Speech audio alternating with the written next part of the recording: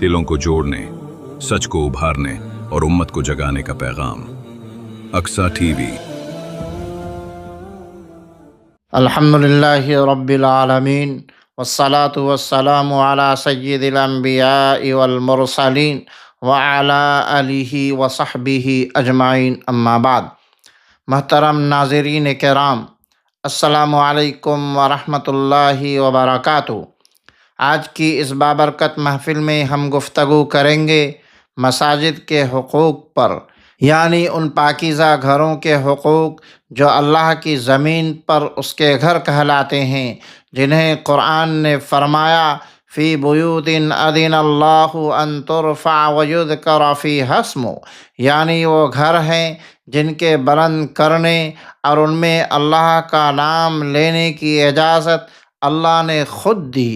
مسجد صرف عبادت کی جگہ نہیں، یہ ایمان کا مرکز، دلوں کی سکون گاہ اور امت کی تربیت گاہ ہے۔ آج کی گفتگو کی بنیاد ہم ایک جامع حدیث پر رکھیں گے۔ رسول اللہ صلی اللہ علیہ وسلم نے فرمایا احب البلاد الی اللہ مساجدها وابغض البلاد الی اللہ اسواقها، اللہ کے نزدیک سب سے پسندیدہ جگہیں مسجدیں ہیں اور سب سے ناپسندیدہ جگہ بازار ہیں۔ مسجد کی فضیلت 3 بنیادی نکات ہے۔ مسجد اللہ کی سب سے محبوب جگہ، جہاں اللہ کا ذکر ہو، نماز ہو، قرآن پڑھا جائے، سجدے کیے جائیں، یہ وہ جگہ اللہ کو سب سے زیادہ پسند ہے۔ اس سے معلوم ہوا کہ جو شخص مسجد سے جڑا رہتا ہے وہ اللہ کی پسندیدہ جگہوں پر رہتا ہے اور اللہ کی محبت کا مستحق بنتا ہے۔ مسجد امت کی تربیت گاہ۔ رسول اللہ صلی اللہ علیہ وسلم کی پوری زندگی گواہ ہے کہ مسجد صرف نماز کی جگہ نہیں ہوتی تھی، بلکہ تعلیم و تربیت، مشاورت و فیصلے، اسلامی تعلیمات کی نشر و اشاعت، نو مسلموں کی رہنمائی، غربا و مساکین کی مدد، یہ سب کچھ مسجد میں ہوتا تھا۔ آج ہمیں مسجد کو اسی طرح زندہ کرنے کی ضرورت ہے۔ مسجد دلوں کو جوڑنے والی جگہ ہے۔ مسجد میں آنے سے بھائی چارہ پیدا ہوتا ہے، دل صاف ہوتے ہیں، بندے کے اخلاق درست ہوتے ہیں، معاشرہ متحد ہوتا ہے۔ جو قوم مسجد سے مضبوط تعلق رکھے وہ کبھی بکھرتی نہیں۔ مساجد کے حقوق 10 بنیادی حقوق ہیں۔ حق ادب و احترام۔ مسجد اللہ کا گھر ہے۔ جوتا، آواز، گفتگو سب میں احترام ہونا چاہیے۔ حق آبادی۔ مسجد کا سب سے پہلا حق یہ ہے کہ اسے آباد کیا جائے۔ بلا عذر جماعت چھوڑ دینا مسجد کے حق کو پامال کرنا ہے۔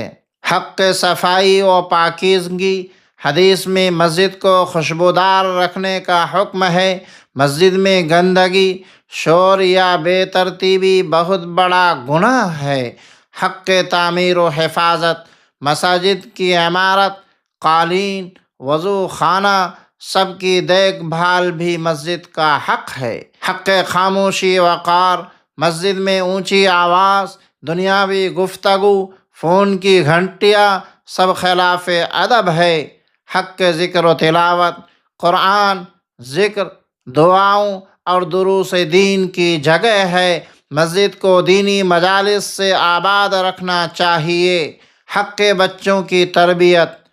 بچوں کو مسجد لانا چاہیے، مگر نظم کے ساتھ۔ انہیں ادب سکھانا والدین کی ذمہ داری ہے۔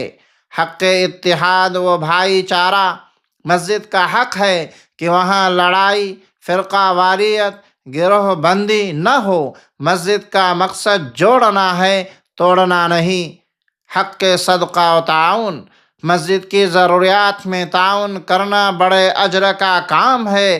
رسول اللہ صلی اللہ علیہ وسلم نے فرمایا جس نے اللہ کے لیے مسجد بنائی اللہ اس کے لیے جنت میں گھر بناتا ہے۔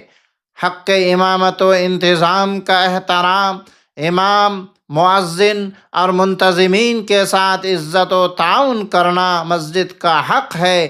انہی کے ذریعے مسجد کا نظام چلتا ہے۔ کیوں آج مسجدیں خالی ہو رہی ہے؟ موبائل اور دنیا داری نے دلوں کو مسجد سے دور کر دیا ہے۔ کاروبار کو ترجیح، نماز کو ثانوی بنا دیا گیا۔ نافرمانیوں سے دل سخت ہو گئے۔ بچوں کو مسجد کا ماحول نہیں مل رہا ہے۔ یہ ساری چیزیں ہمیں پیشن گوئی کر رہی ہے کہ مسجد سے دوری ایمان سے دوری ہے۔ مسجد سے جڑے رہنے کے 5 آسان طریقے ہیں۔ روزانہ 5 وقت نماز جماعت سے پڑھنے کا عزم، مسجد کی صفائی اور خدمت میں حصہ، قرآن کی تلاوت کے لیے وقت نکالنا، ہفتے میں کم از کم درس قرآن یا درس حدیث میں شریک ہونا، مسجد میں خوش اخلاقی، مسکراہٹ اور بھائی چارہ کے ساتھ ملنا۔